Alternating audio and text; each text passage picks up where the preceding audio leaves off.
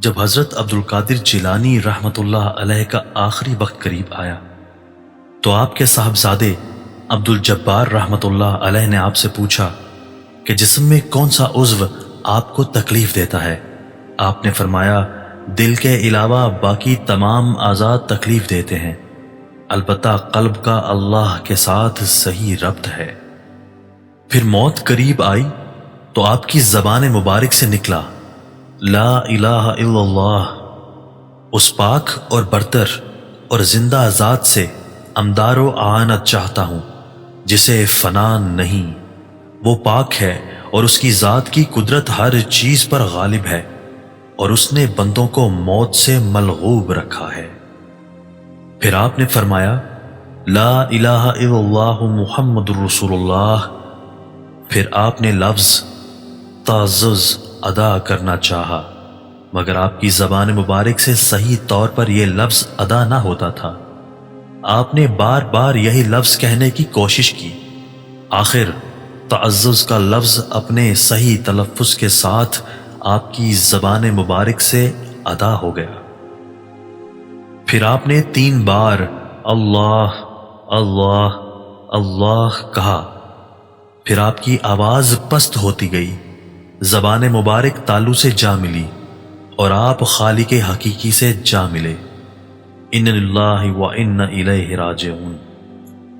اگر نعمت تمہاری قسمت میں ہے تو اس کی خواہش کرنے یا نہ کرنے سے کچھ نہیں ہوگا، نعمت ضرور ملے گی۔ اگر مصیبت مقدر میں ہے تو اسے پسند کرنے یا نہ کرنے سے کوئی فرق نہیں پڑے گا۔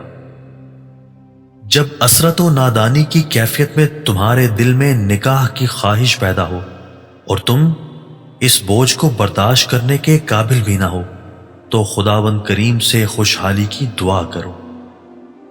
دعا کرنا کہ یہ بلا جلد رفع ہو، یا صبر کرنا یا خدا کی مرضی کا بہانہ نہ کرنا کہ کچھ فائدہ نہ دے گا۔ مصیبت آ کر رہے گی، چنانچہ فاعل حقیقی خدا تعالیٰ کے فعل کے سامنے سر تسلیم خم کرنے ہی میں عافیت ہے۔ اگر اس کی طرف سے نعمت ملی ہے تو شکر کرو، اگر مصیبت اور بلا آئی ہو تو صبر کا دامن تھام لو۔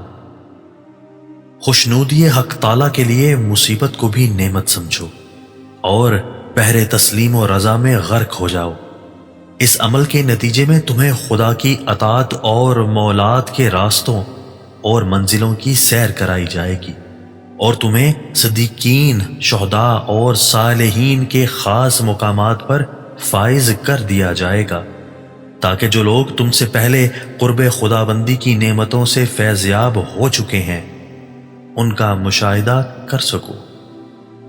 اے نفس کے بندو، تم ان لوگوں کا مقابلہ نہ کرو جو صاحبان حال ہیں اور حق کے ساتھ واصل ہیں، کیونکہ تم اپنی خواہش کا اور وہ خداوند تعالیٰ کے غلام ہیں۔ تمہاری نگاہیں دنیا پر لگی ہوئی ہیں اور انہیں آخرت کی رغبت ہے۔ تو دنیا کی طرف نگراں ہے اور وہ ارض و سما کے رب کی طرف دیکھتے ہیں، تو مخلوق سے آرام کا طالب ہے، وہ حق تعالیٰ سے۔ تیرا دل اہل زمین سے لگا ہوا ہے اور ان کے قلوب رب العرش سے جڑے ہوئے ہیں۔ تم جس چیز کی طرف دیکھتے ہو اسی کا شکار ہو جاتے ہو۔ واصلان حق وہ ہیں جو اپنے دیکھنے والوں کی طرف متوجہ نہیں ہوتے، بلکہ ہر چیز کے خالق کی طرف دیکھتے ہیں جو بظاہر دکھائی نہیں دیتا۔ انہوں نے تو رہائی پا لی اور نجات حاصل کر لی، اور تم خواہشات نفسانی کے قیدی ہو کر رہ گئے ہو۔ میں نے خواب دیکھا کہ مسجد سے مشابہ کسی جگہ پر ہوں، وہاں کچھ ایسے آدمی اکٹھے ہیں جو دنیا اور اہل دنیا سے قطع تعلق کیے ہوئے ہیں۔ میں نے سوچا اگر فلاں صالح بزرگ ہوتا تو انہیں شریعت کے آداب سکھاتا اور ہدایت کرتا۔ وہ لوگ میرے ارد گرد اکٹھے ہو گئے اور ان میں سے ایک نے مجھ سے پوچھا کہ آپ کیسے ہیں؟ میں نے کہا اگر تمہاری خواہش یہی ہے تو یہی صحیح۔